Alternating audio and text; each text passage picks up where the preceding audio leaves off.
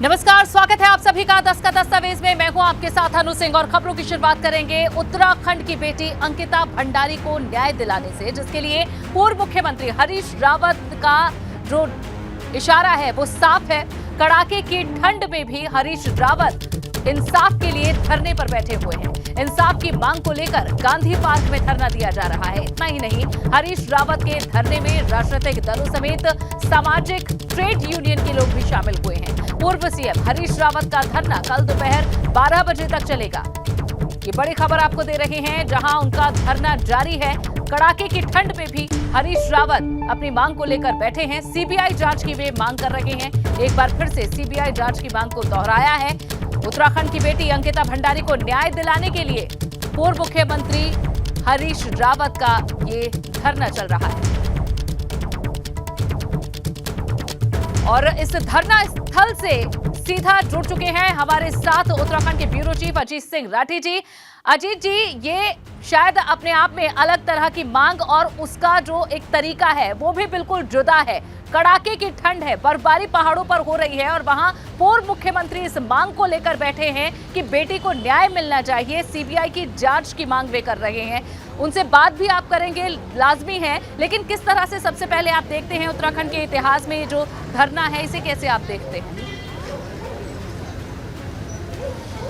अनु, देखिए, इस समय 10 बज गए हैं और तापमान भी 10 डिग्री सेल्सियस से नीचे है और कड़ाके की ठंड पड़ रही है। और ये गांधी पार्क है जहां पर मैं इस समय हूं, जहां धरना स्थल है। और पूर्व मुख्यमंत्री हरीश रावत जी यहां सुबह से अपने सत्याग्रह पर हैं। उनका पूरा एक सूत्रीय एजेंडा है कि अंकिता भंडारी हत्याकांड में एक सीबीआई जांच होनी चाहिए और जो वो वीआईपी कौन थे उनके नाम डिस्क्लोज करने में सरकार इतना ऐसा कौन सा उनको ऐतराज़ हो रहा है कि वीआईपी के नाम का खुलासा नहीं किया जा रहा है। और एक सूत्रीय आज एक ये सत्याग्रह है और ये अपनी तरह का एक अनूठा और अनोखा सत्याग्रह है जो रात में चल रहा है। देहरादून की ठंड से आप सब वाकिफ़ हैं। 10 बज गए हैं और 10 से नीचे तापमान है। मैं हरीश रावत जी से ही बात करता हूँ। हरीश जी, ये बिल्कुल अलग तरह का रात में बैठने की जरूरत कैसे पड़ी?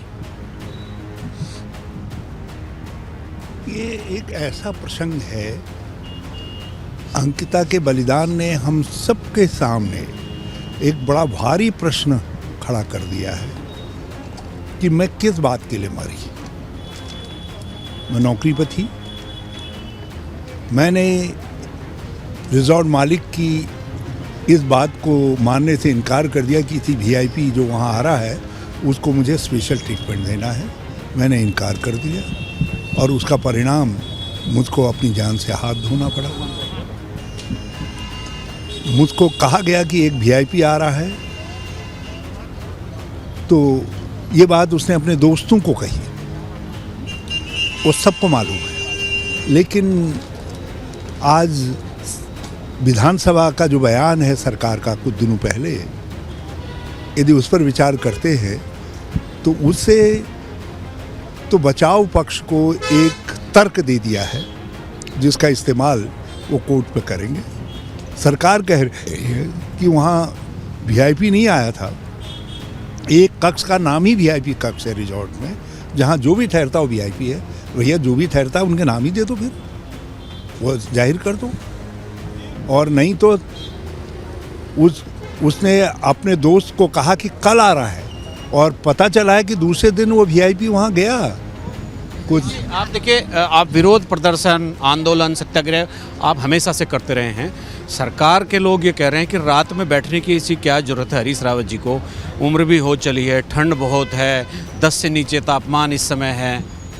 स्थिति की गंभीरता, यदि अंकिता ने जिस वीआईपी की तरफ इशारा किया है, यदि हम उसको नहीं खोज सके, हमारा तंत्र उसको नहीं खोज सका।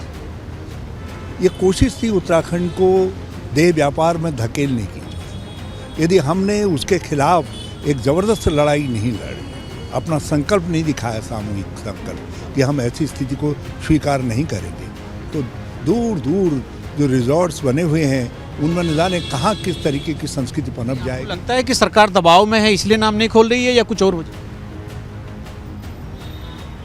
जिस तरीके से साक्ष्य मिटाने की, कौन नहीं जानता यदि घटनास्थल में बुलडोजर फिरा दिया जाएगा तो साक्ष्य नष्ट हो जाएंगे, आग लगा दी जाएगी तो साक्ष्य नष्ट होंगे।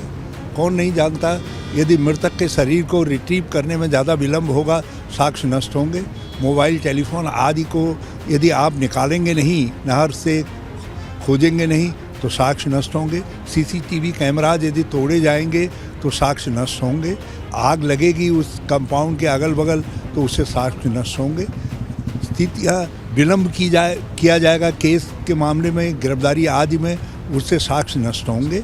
तो ये चीज़ें कुछ ऐसा कह रही हैं, और उसके बाद जिस तरीके का बयान राज्य सरकार की तरफ से आया है विधानसभा में, वो जले में नमक छिड़क रहा है। आपको क्या उम्मीद है सरकार आपकी बात सुन लेगी या ये सत्याग्रह बेकार जाएगा? हम बहुत सारी बातें आपको सार्वजनिक जीवन में अपने कर्तव्य के लिए भी करनी पड़ती है। इस राज्य के लोगों ने मुझे मुख्यमंत्री बनाया, और लोगों को, सब लोगों ने, इसीलिए जो जितना अपने अपने तरीके से सब ने विरोध प्रकट किया है, आक्रोश प्रकट किया है, बात कही है। और मैंने इंतज़ार किया कब कड़ाके की ठंड पड़ेगी, ताकि मैं अपने को भी सजा दे सकूं। और जो मेरे साथ लोग आए हैं लगातार, आज दिन भर जो तांता लगा रहा है, कई राजनीतिक दलों के लोग भी आए हैं, कई सामाजिक संगठनों के लोग भी आए हैं, वो सब लोग इस विपरीत परिस्थितियों में भी आए हैं। तो ये कह करके कि हमारा कर्तव्य हमको पुकार रहा है, कोई किसी के दबाव में नहीं आया है। तो मैं भी अपने कर्तव्य के वशीभूत होकर के जो है यहाँ आया हूँ। दूसरे क्या आचरण करते हैं ये उनके ऊपर निर्भर करता है। उनमें से कई लोग कह रहे हैं कि इनकी तो राजनीति समाप्त है, कोई कह रहा है कुछ है, कोई कह रहा है कुछ है। भाई तुम अपना अपना आकलन लगाओ, और यदि जो लोग कह रहे हैं वो आज भी राजनीति में मेरी स्थिति में हों तो पता नहीं वो कितनी बलियाँ ऊपर उछलने का काम करेंगे। मगर अब अपना अपना है, उनके वो राजनीतिक बयान है। लेकिन मेरा इसमें केवल एक बयान है कि ये बेटी की लड़ाई है, एक बहन की लड़ाई है, जिसने हमारे राज्य को गलत रास्ते पर डालने की जो साजिश थी उसके खिलाफ उसका पर्दाफाश किया है अपना बलिदान दे करके। और हम सब का फ़र्ज है कि हम इस लड़ाई को सामूहिक तौर पर लड़ें और उस अपवित्र आत्मा को खोज करके निकालें, उसको भी दंडित करें, और दूसरा इस हत्याकांड के पीछे जितने लोग हों उनको दंडित करें। और सरकार नहीं मानती तो आपका ये अभियान जारी रहेगा? ये अभियान, ये लड़ाई जारी रहेगी। हम फिर राजनीतिक तौर पर लड़ेंगे। आज हम भावनात्मक तौर पर लड़ रहे हैं, फिर हम राजनीतिक तौर पर भी लड़ेंगे इस लड़ाई को। आपके साथ कांग्रेस की बहुत सारी महिला पदाधिकारी, कार्यकर्ता, और रात अब 10 साढ़े 10 बजने वाले हैं। मुझे आश्चर्य हुआ कि यहाँ 70, 75 साल की महिलाएं भी आई हैं, हमारी बेटियाँ आई हैं। बेटी के लिए बेटियां भी आ गई घर से निकल के रात में। पूर्व सीएम हरीश रावत की जो इंटेंशन है, जो उनका मकसद है, वो यही है कि इस मुद्दे पर न्याय मिले और सरकार का ध्यान एक बार फिर से इस पर खींचा जाए, यही सब कुछ उनका कहना था। जी बहुत बहुत शुक्रिया इस पूरी बातचीत के लिए आपका। और चलिए आप खबरों में आगे बढ़ेंगे। यूपी में कांग्रेस की भारत जोड़ो यात्रा के लिए कमेटियों का गठन कर दिया गया है। कुल 8 अलग अलग कमेटियों का गठन किया गया है, जिसमें तकरीबन 100 लोगों को शामिल किया गया है। भारत जोड़ो यात्रा के लिए बनी कमेटी में प्रदेश के अधिकांश प्रमुख चेहरों को जगह दी गई है, जिसमें पार्टी प्रवक्ता अशोक सिंह को भी अहम जिम्मेदारी दी गई है। भारत जोड़ो यात्रा के प्रदेश कोऑर्डिनेटर सलमान खुर्शीद ने कई कमेटियों को मंजूरी भी दे दी है। कमेटी में शामिल प्रमुख चेहरों में नदीम जावेद को पब्लिसिटी एवं ब्रांडिंग कमेटी का चेयरपर्सन बनाया गया है, जबकि योगेश दीक्षित को tent and accommodation management committee का चेयरपर्सन बनाया गया है। वहीं अखिलेश प्रताप सिंह को मीडिया मैनेजमेंट कमेटी का चेयरपर्सन बनाया गया है। ये सूची है जो अलग अलग कमेटियों की अब कांग्रेस की तरफ से जारी की गई है। और अब खबर गाजियाबाद से, जहां होटल में मिला एक शव जिससे सनसनी फैल गई। मामला मुरादनगर थाना क्षेत्र का है। बताया जा रहा है कि महिला घर से भागकर प्रेमी के साथ यहां एक होटल रेजिडेंसी में रुकी हुई थी। यो होटल रेजिडेंसी ये बताई जा रही है, और इसके बाद उसका शव बरामद हुआ है। हत्या का आरोप महिला के प्रेमी पर ही लगा है। बताया जा रहा है कि गला दबाकर महिला की हत्या कर दी गई। वारदात को अंजाम देने के बाद प्रेमी एटीएम से रुपए निकालने के बहाने होटल से फरार हो गया। महिला बागपत के निवाड़ा गांव की रहने वाली थी। फिलहाल पुलिस मामले की तफ्तीश कर रही है।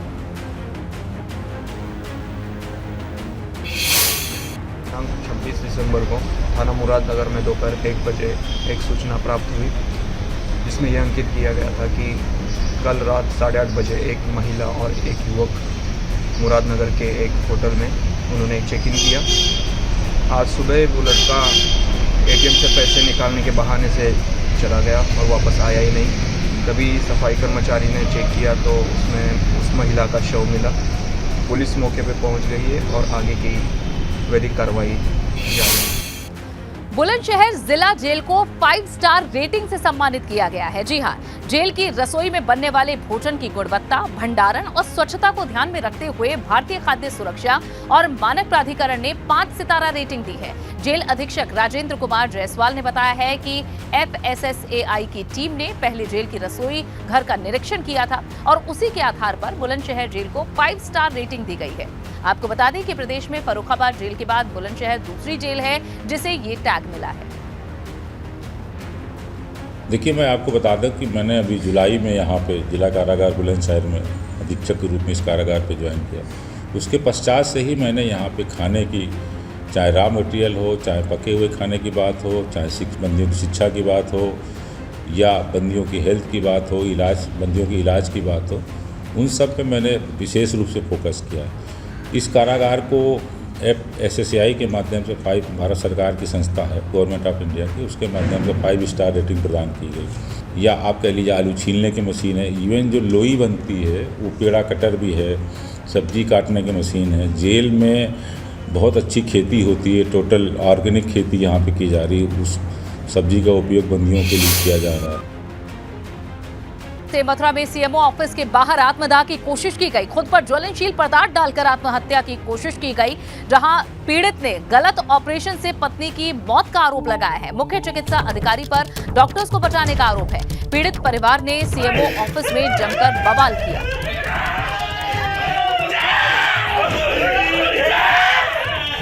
तस्वीरें मथुरा की है, जहां CMO ऑफिस के बाहर आत्मदाह की कोशिश की गई। शख्स का आरोप है कि उसकी पत्नी का गलत ऑपरेशन किया गया, जिससे उसकी मौत हो गई।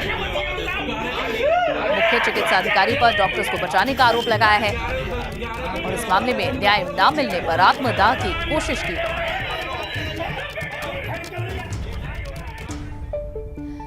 गाजीपुर सांसद अफजाल अंसारी इन दिनों प्रधानमंत्री सड़क योजना के तहत लगातार सड़कों का शिलान्यास और उद्घाटन कर रहे हैं। इसी कड़ी में सैदपुर में उन्होंने 6 किलोमीटर लंबी सड़क का शिलान्यास किया। इस दौरान उन्होंने केंद्र और राज्य सरकार पर जमकर निशाना भी साधा। अफजाल अंसारी ने आरोप लगाया कि सरकार वक्त देखकर कोरोना को हथियार बनाती है। देखिए, कोविड-19 है, इसको मैं कभी ना नहीं करूंगा, लेकिन कोविड-19 को कब हथियार बनाया जाए, ये सरकार की एक षड्यंत्र है, एक रणनीति है। राहुल गांधी की पदयात्रा और इधर बिहार में भी जो विपक्षी दलों की एकता, इधर उत्तर प्रदेश में जो गुजरा है चुनाव, हिमाचल में जो गुजरा चुनाव, जो दिल्ली में हुआ चुनाव, जो छत्तीसगढ़ में, राजस्थान में हुआ चुनाव, उसका जो परिणाम है, उस सबसे ध्यान हटाना है। सब जगह भाजपा की सरकार थी, उत्तर प्रदेश में भाजपा की सरकार थी, क्यों हार गई? हारी, चुल्लू भर पानी में डूब मरना चाहिए। 2,88,000 वोट से हारी। निकाय चुनाव की तैयारियों में जुटी भाजपा की लखनऊ में आज एक बड़ी बैठक हुई। बैठक में पार्टी के प्रदेश अध्यक्ष भूपेंद्र चौधरी समेत तमाम बड़े नेता मौजूद रहे। बैठक के बाद भाजपा के प्रदेश अध्यक्ष भूपेंद्र चौधरी ने कहा कि आज की बैठक में पार्टी संगठन के अभियानों के साथ ही 7 मोर्चों की समीक्षा की गई है। साथ ही निकाय चुनाव को लेकर आगे के अभियानों पर चर्चा हुई है। उन्होंने कहा कि निकाय चुनाव पर हाईकोर्ट के फैसले के आते ही पार्टी प्रत्याशियों की चयन की प्रक्रिया में जुट जाएगी। हमारी पूरी चुनाव की तैयारी है, निकाय चुनाव की। अब निर्णय माननीय न्यायालय को करना है और जैसा माननीय उच्च न्यायालय का आदेश होगा, हम अगर चुनाव अभी होता है बहुत जल्दी, तो हम प्रत्याशी चयन की प्रक्रिया पूरी करके चुनाव में चले जाएंगे। उधर सपा अध्यक्ष अखिलेश यादव आज झांसी जेल पहुंचे, जहां उन्होंने जेल में बंद पूर्व विधायक दीप नारायण यादव से मुलाकात की। जेल में दीप नारायण यादव से मिलने के बाद बाहर निकले अखिलेश यादव ने प्रदेश सरकार पर जमकर हमला बोला। उन्होंने कहा कि प्रदेश में बेरोजगारी और महंगाई चरम पर है, लेकिन सरकार को इसकी चिंता नहीं है। उन्होंने भाजपा सरकार पर सपा नेताओं और कार्यकर्ताओं को झूठे मुकदमे में फंसाने का आरोप लगाया और कहा कि सरकार के दबाव में प्रशासन काम कर रहा है। जेल के अंदर दोनों नेताओं की करीब आधे घंटे तक मुलाकात चली। इस सरकार में जहां महंगाई चरम सीमा पर है, बेरोजगारी चरम सीमा पर है, वहीं आप न्याय की उम्मीद नहीं कर सकते। इस सरकार ने न्याय खत्म कर दिया है, न्याय की उम्मीद हम कोई नहीं कर सकते। ये सरकार केवल संदेश देना चाहती है, क्योंकि हर मुद्दे पर ये सरकार नाकाम है, असफल है। दिल्ली की सरकार हो, यूपी की सरकार हो, दिल्ली में पिछले 8 वर्षों से सरकार चल रही है, यूपी का 6वां साल पूरा होने जा रहा है। किसी भी समस्या का समाधान ये सरकार नहीं ढूंढ पाई है, और जिस सरकार के पास समाधान नहीं है वो जानबूझ करके ध्यान हटाने के लिए झूठे मुकदमे लगा रही है। वहीं जेल में पूर्व विधायक दीप नारायण यादव से अखिलेश की मुलाकात पर भाजपा ने पलटवार किया है। भाजपा के प्रदेश अध्यक्ष भूपेंद्र चौधरी ने कहा है कि समाजवादी पार्टी हमेशा से गुंडे और माफियाओं का साथ देती आ रही है, ऐसे में उनके जेल दौरे से कोई फर्क नहीं पड़ने वाला।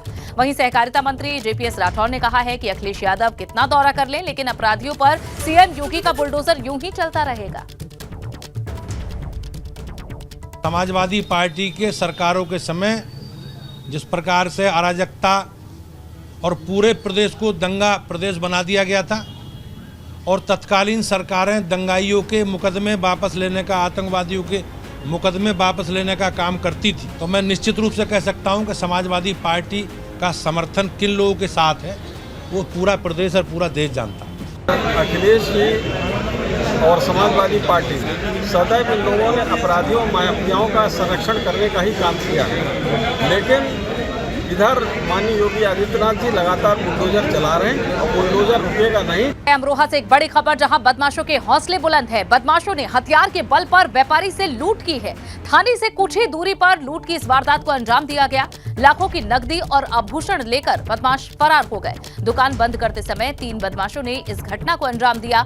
हसनपुर थाना क्षेत्र के नगर मार्केट का ये मामला है। थाने से कुछ ही दूरी पर ये वारदात हुई है, जहां बदमाशों ने व्यापारी को लूट लिया। लाखों की नकदी और आभूषण लेकर ये बदमाश फरार हो गए। उधर बिजनौर में अवैध शराब तस्करों पर पुलिस का शिकंजा कसा है। जंगल में बनाई जा रही अवैध शराब, जिसे पुलिस ने यहां से 900 लीटर कच्ची शराब और 9,500 लीटर लहन बरामद किया है। चकमा देकर मौके से शराब माफिया फरार हो गए। थाना बढ़ापुर के कुआखेड़ा इलाके का ये मामला है, जहां जंगल में अवैध शराब बनाई जा रही थी। हालांकि ये तस्कर तो पुलिस के हाथ नहीं लगे, लेकिन पुलिस ने यहां से 900 लीटर कच्ची शराब और 9,500 लीटर लहन बरामद किया है। उधर 13 दिसंबर को मां लक्ष्मी ज्वेलर्स की दुकान में चोरी कांड, लखनऊ पुलिस ने इसका खुलासा अब कर दिया है। इस मामले में 4 आरोपियों को पुलिस ने गिरफ्तार कर लिया है, जिनके पास से लूटे हुए सोने चांदी के जेवरात, 30,462 रुपए नकदी समेत अवैध पिस्टल और कारतूस बरामद हुई है। आरोपियों के पास से चोरी कांड में इस्तेमाल 2 बाइकें भी पुलिस ने बरामद कर ली हैं। पुलिस के मुताबिक प्रधान गैंग नाम का ये गिरोह सराफा व्यापारियों को ही निशाना बनाया करता था। उड़ीसा तक ये लोग लूट का सामान बेचने जाया करते थे। हौसला अफजाई के लिए लखनऊ पुलिस ने गिरफ्तार करने वाली टीम को 25,000 का इनाम भी दिया है। इन्होंने 12 तारीख को इस जहां पर ये ज्वेलर था, इसकी दुकान की रेकी किया। जहां पर घटना हुई उस जगह का एंट्री और एग्जिट पॉइंट्स इसने देखे, रेकी किया, और उसके बाद 13 तारीख को सुनियोजित ढंग से 2 बाइक पर ये लोग आते हैं और पूरी घटना को ये लोग अंजाम देते हैं। घटना को अंजाम देने के बाद ये लोग यहाँ से प्रयागराज निकल जाते हैं और फिर वहाँ से कानपुर जाते हैं। कानपुर में भी कानपुर पहुँचकर ये लोग 2 घटनाओं को अंजाम देते हैं, जिस घटना को अंजाम देते हैं और उसके बाद फिर इनकी गिरफ्तारी होती है। वहीं देश में कोरोना की चौथी लहर आने की आशंका से जुड़ी एक बड़ी खबर आपको दे दें। एक्सपर्ट डॉक्टर्स ने कोरोना को लेकर प्रयागराज में मंथन किया है। आईएमए से जुड़े करीब 1000 डॉक्टर्स ने मौजूदा हालात पर चर्चा की है। कई डॉक्टर्स केंद्रीय स्वास्थ्य मंत्री की बैठक में शामिल हुए थे। डॉक्टर्स ने माना है कि जल्द दस्तक दे सकती है कोरोना की चौथी लहर।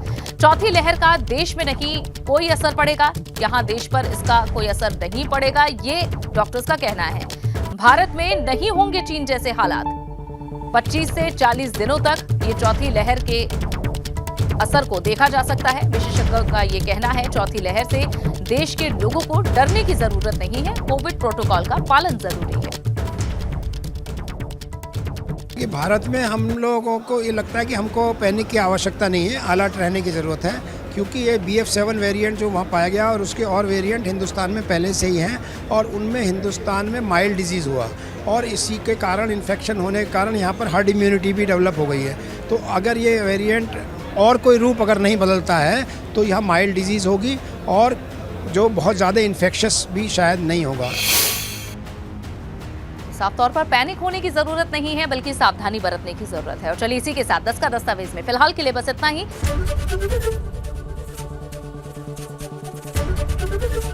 ABP गंगा, खबर आपकी, जुबान आपकी।